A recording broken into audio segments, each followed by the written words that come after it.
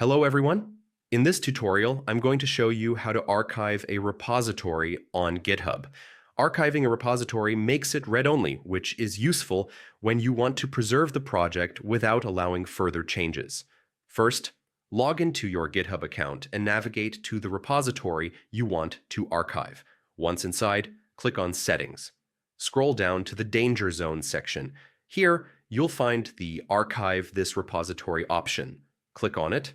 A warning message will appear explaining that the repository will become read-only.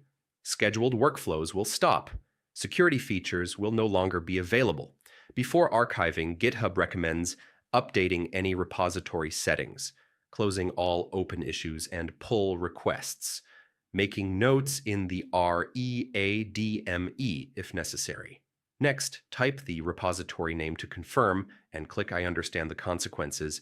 Archive this repository.